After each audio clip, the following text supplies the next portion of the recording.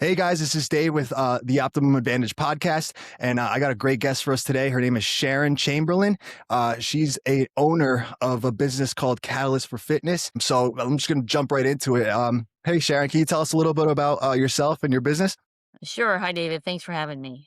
Sure. As he said, my name is Sharon Chamberlain. I own Catalyst4Fitness. I started it about 15 years ago. Prior to that, I was in the corporate world, and I like what I did. I was told I was good at what I did, and then one day I didn't like it so much anymore, and it was time for a change. So 15 years ago, I started Catalyst4Fitness. I am a certified personal trainer.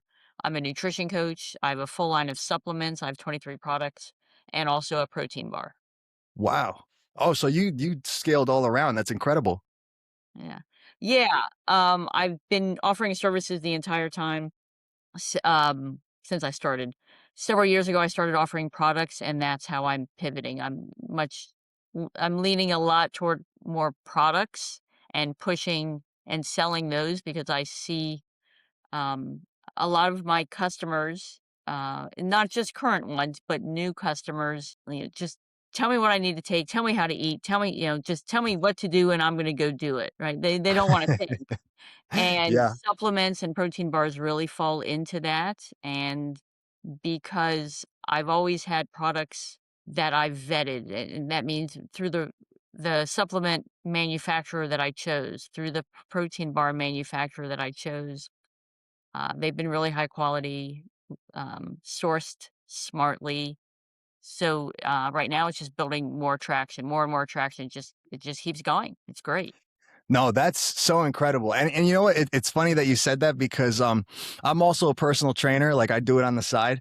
And I was gonna do like a big thing where I was getting clients online. And I was actually I went into the online side a little bit, but I kind of decided to keep it small because I went in a different direction with business. But what you're talking about, I see it all the time because people are so confused. They come in and they don't know anything about nutrition. They don't know what to do. They don't even know why, like even if you tell them. So what I tried to do was like I would try to explain like what things are, but it's so much easier with products. And matter, let me just show you. Like I have like protein powders everywhere. I'm not gonna Oh show my the gosh, labels, you but need to have my I get those out of there. Throw those away. I will get you some of yes. my products, and then you can tell everyone I really how would good love they to try are. some, and I know you vetted them too. So like you went and did the work. So I would gladly take that consideration. But yeah, it's a massive market right now. I mean, just everybody's just getting into protein bars, and now they have chips that are There's just so many different things that you could do with it, and I just think that's really incredible. Can I ask you like what kind of made you start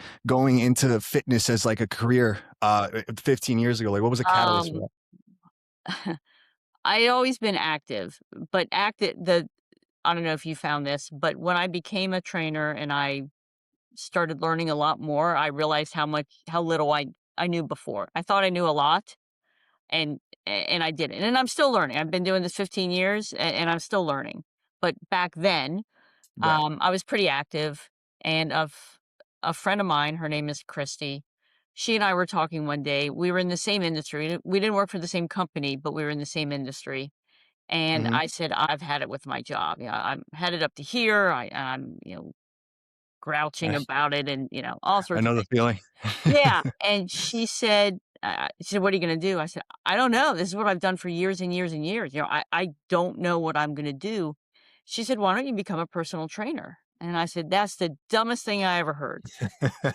And I went home that night and I realized that becoming a personal trainer wasn't the part that I thought was dumb. It was working for someone else. So I decided, okay, I'm going to do this, Yeah. but I'm going to work for myself. So I opened my own studio. I wasn't renting. Like this is my studio, and I'm gonna do what I want to do. I'm gonna teach it the way I want to teach it. I'll set the policies. I'll set the processes because I'm very strong that way from my corporate days. But we're gonna do it my way, and that's how it started. No, that's incredible. And I mean, even the drive to just want to do something, your personal fitness, like that's a lot of personal growth as well. And so it all fits kind of together, which is so cool. But that feeling for a while too, like that was something that I wanted to do even like as a main career, because something about helping people and it's so much more fulfilling than any other type of job that you could do, is just, giving that sort Yes, of value. And then when you see people have these transformations, you're just like, oh my God, like you could see their families change, like how happy they are for them, how they're doing at work. It's just it becomes like this like crazy spiral of stuff that you feel really good about. So that's absolutely. crazy. Can I ask you, what did you ever like shift onto like the online market? Like Oh, yeah. how Yes. was that transition for you? Well, I started doing it almost from day one. I'm a, I don't wanna say I'm a nerd. I'm analytically driven, right? Like, data is good. Well, as long as you know how to interpret the data. So data can be very good. And I did when I was starting to transition from the corporate world into the new industry, I did a lot of reading, and I couldn't read enough about it. I was reading all sorts of people and processes and all this. And anyway, um, something that I learned was you should diversify where your money's coming from. It's kind of like investing in stock. If you put all your money into one Yep. stock, if it does great, you're golden. If it tanks, Hmm. you're not golden, right? That's bad. That's really bad. Yeah, So because then you're stuck with that. Yeah. right, then you're stuck. So when I started doing this, it was part time, a little bit kind of playing around, and I thought, no, I'm doing this. And so when I went full time, I was offering, this is several years ago. So there was in-person services, and then there was online fitness. And then soon thereafter, I added online nutrition.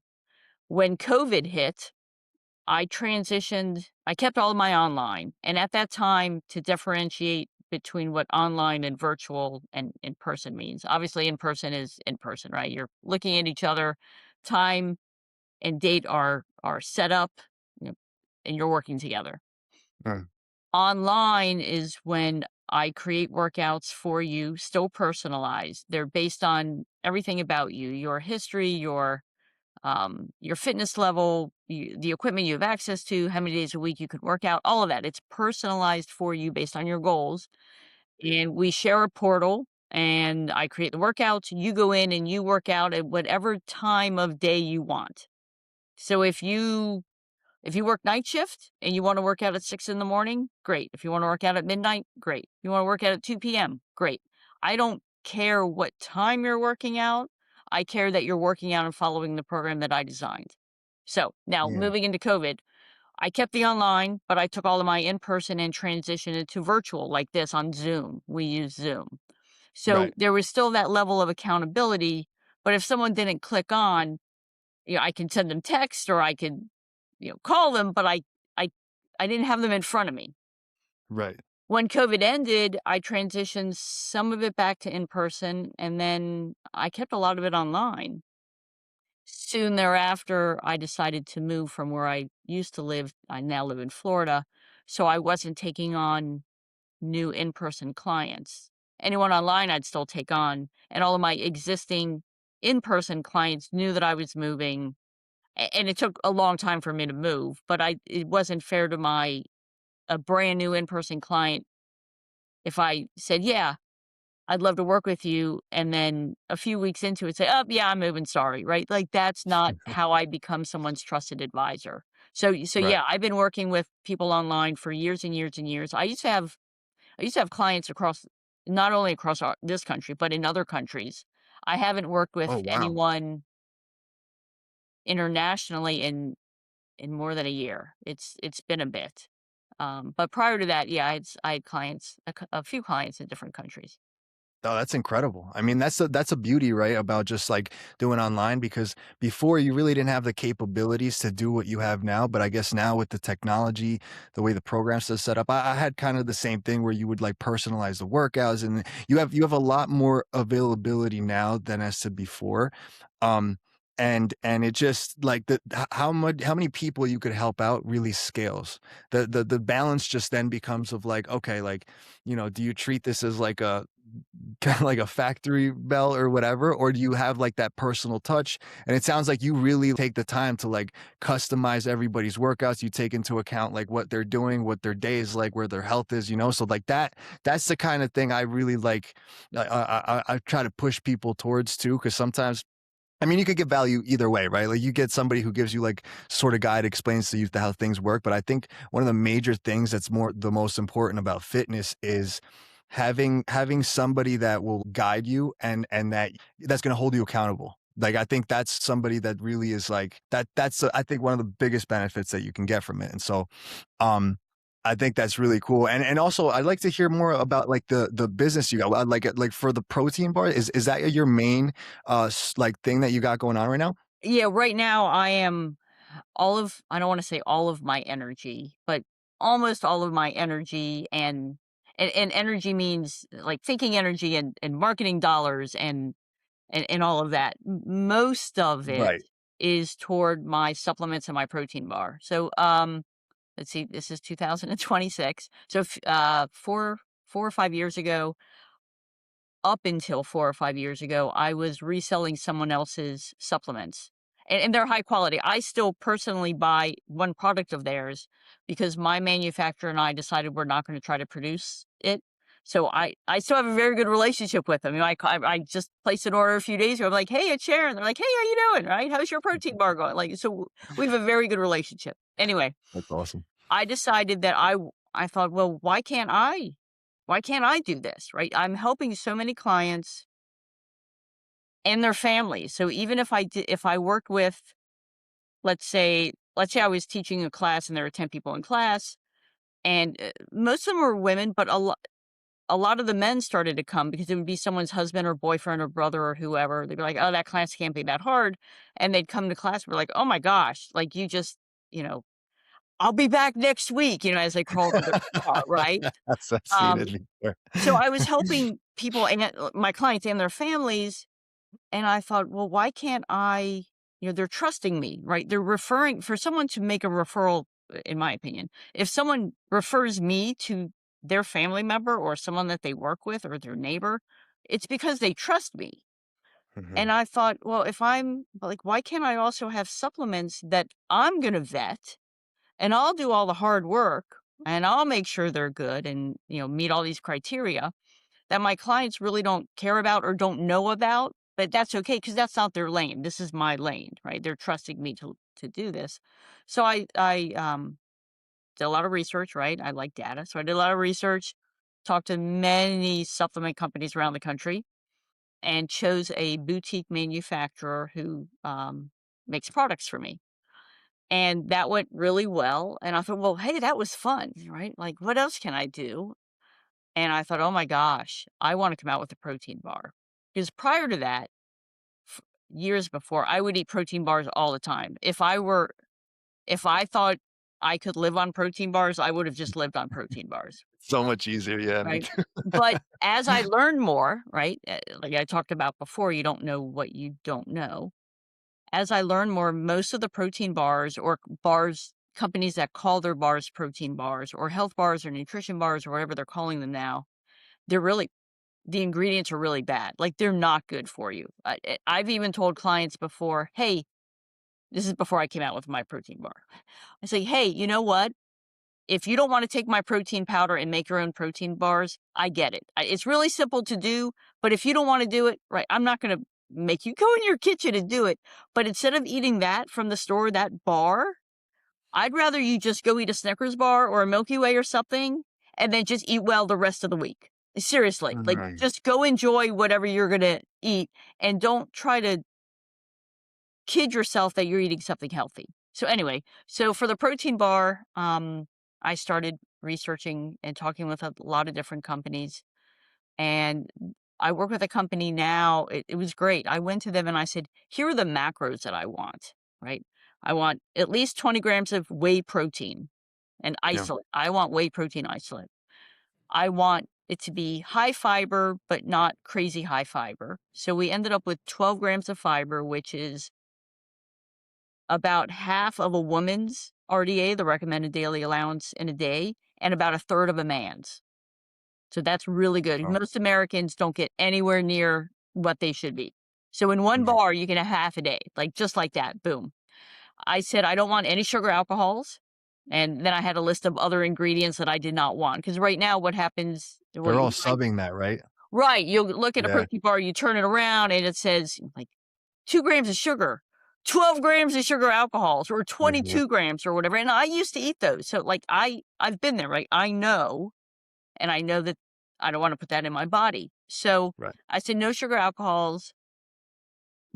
And then I told them the top amount of sugar that I will accept in a bar is 5 grams of sugar, but the bar has to be 260, 270 calories. Because if you have a little bar that's 100 calories and you have 5 grams of sugar, that's Proportionate, yeah. right. That's huge. Like Mhm. you just took more than a teaspoon of sugar and just put it in your mouth. Like, yeah. So, and then I told them, I said, and it has to taste good. It can't be chalky. It can't be cardboard. It can't have an aftertaste. And I don't want it to melt when it's in someone's bag. And they said, Yeah. okay. That's a lot of yeah. Like, "Okay, do you have anything else?" I'm like, "I don't know, let me think about it."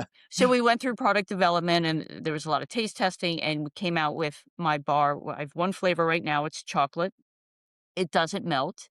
It meets all of the nutritional Whoa. requirements that I put out there, and the second bar is ready to go, but not until we build more traction with the first bar, right? I need to be able to sell it so I can like, sell the bar so I can get more money to put back in to produce more bars to have a second flavor.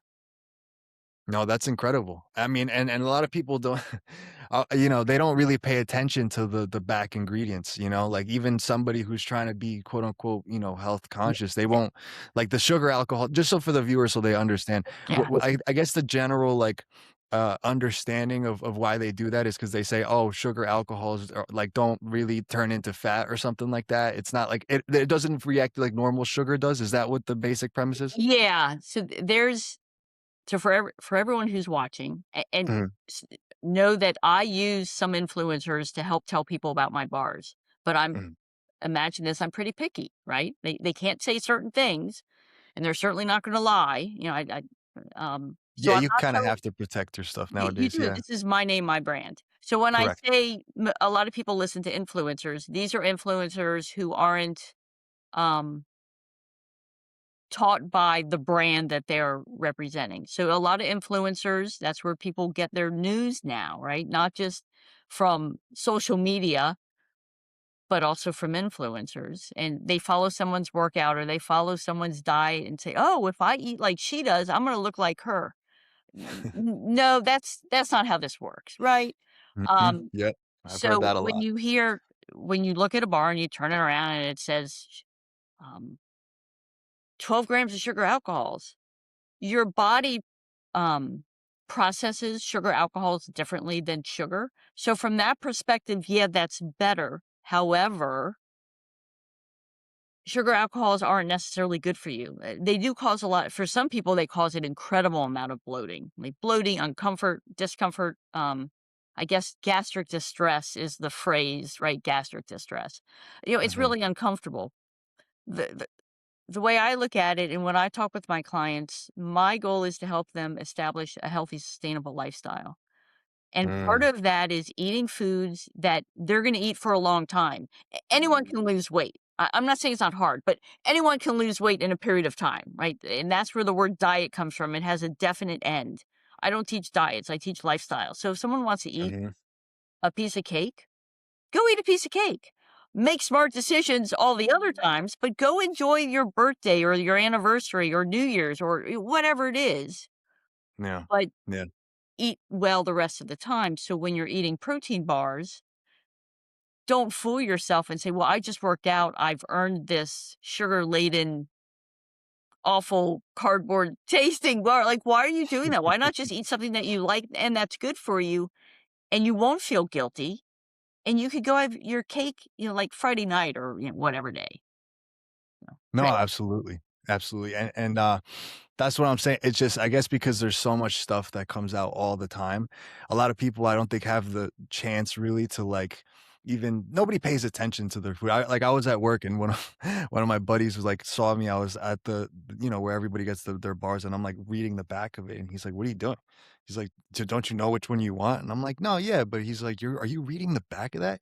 He's like, "I don't think I've ever read the back of a label in my life," and I was just like, "Oh my god, like that's crazy," because this is stuff that's literally going inside your body and affects how you look, how you feel, like everything. So once you kind of understand like a general like idea of what certain things does to your body, like lifestyle does become important because, like you said, that thing you said is actually really interesting about diets are definite, right? Is that what you said? And Yeah, they have an end date because someone will say, "Well, correct. I wanna diet either it's event driven." I'm going to a wedding or my high school reunion or something like that. And unless they're learning how to lose weight in a smart way, number 1, they're probably gonna gain weight back and maybe even more than they lost. Number 2, they're not that's driven by number 2, which is they don't know how to eat still. So they're gonna go back to eating the way that they did before. Well, obviously that didn't work before because look at where you were. So why not learn a different way and make it so you feel better? A lot of people don't realize how bad they feel until they start eating differently. And Yeah, if someone hasn't experienced it, it's hard to understand. But a lot of my clients will come to me and just say, I just feel better. Like I can't explain it. I don't feel mhm, like Superman, but I just feel better. And I'm not craving all the foods that I used to. And that's real common as well. Your yeah, body will crave whatever you're eating. So if you're eating fast food every day or every other day or 3 times a day or whatever it is, even if your body isn't like processed, like it's not helping your body, it's still going to crave it. So when you start eating differently, your body will start to crave what you're eating. That doesn't mean you won't crave pizza or chocolate. That's some of it's up here, some of it, well, a lot of it's up here, but that's okay as long as mhm, you don't eat pizza every meal every day or ice cream every meal every day, right? yeah, When you have it, enjoy it, but, you know, be an adult, right? Like, eat yeah. so you're around for you and your family and others whatever you like to do. Yeah, yeah. That's one of the most important investments, and people don't realize like the thing you said about your taste buds actually change. Like when you're actually eating healthy and like I didn't even realize because maybe some people never have experienced it. I think a lot of people talk as if like everybody knows, but that feeling of like you feel different, it makes wanting to go work out easier. It makes you want to have energy for things like even like your desires to do things you wouldn't normally want to do becomes easier.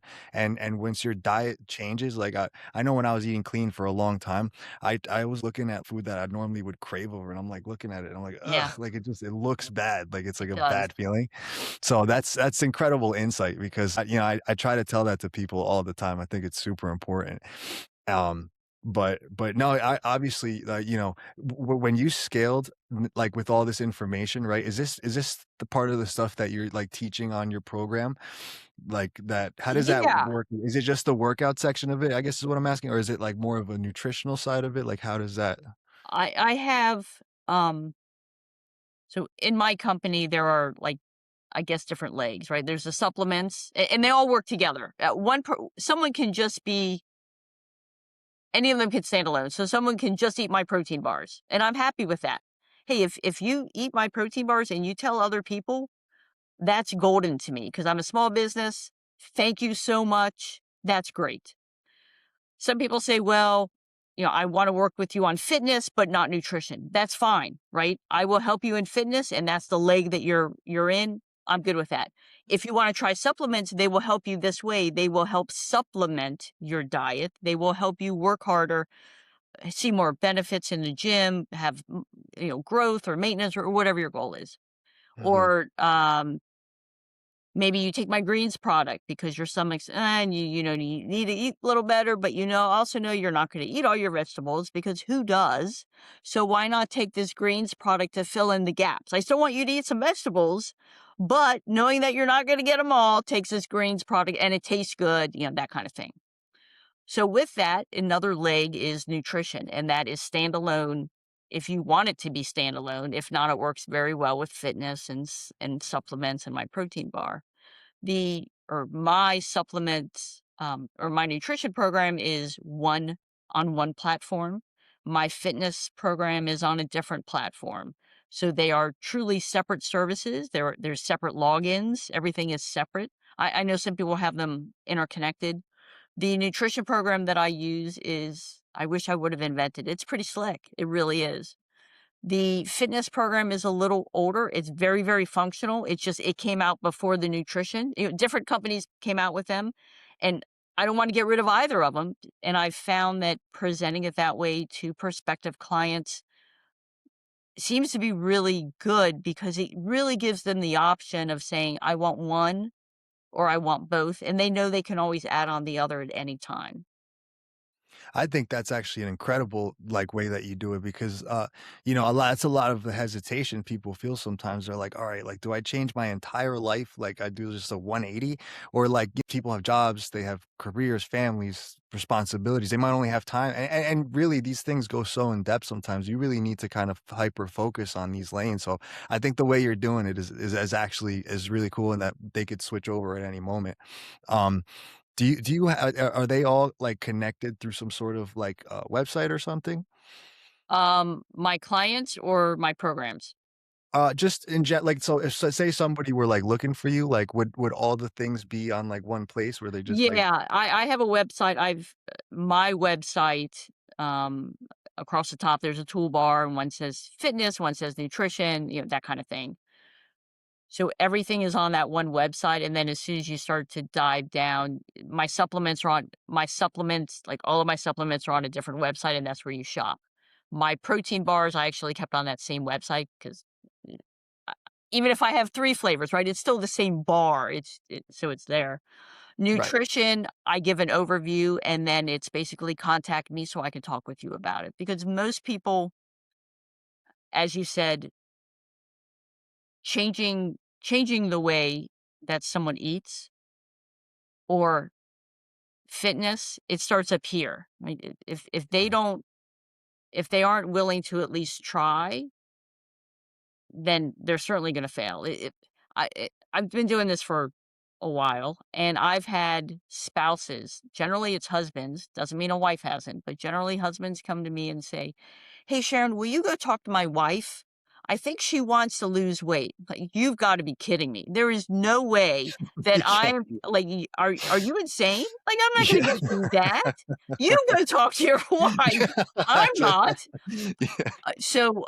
When someone comes to me, and says, "Hey, I'd like to learn more about what you do," it's a free consultation, but we have a conversation, and I ask some hard questions, and one of them generally is, "Why are you doing this?" And the first answer that they come back with is not the real answer. It's not that they're trying to lie to me. It's just that's not really what's driving them. So it takes a few iterations of me asking why, until they finally say, "I want to feel sexy again." Like, okay, right? Now we have a goal. You want to feel sexy. Draw me a picture. What does that mean to you? Yeah. And that's for fitness and nutrition. If someone wants supplements or a protein bar, it's a little different. Hey, what are your goals? How do you well, have you tried this? Have you tried that? No, no. And they'll say, well, I was on your website and I looked at this product. I'm like, no, you don't need that. I'm like, what? Like, hey, it's something I don't want you to buy from me. Oh my gosh. But that's the wrong product. So I'd Yeah, rather yeah. you not buy anything and trust me than you buy something that's a waste of your money. Like, why would I do that? That's foolish. Yeah.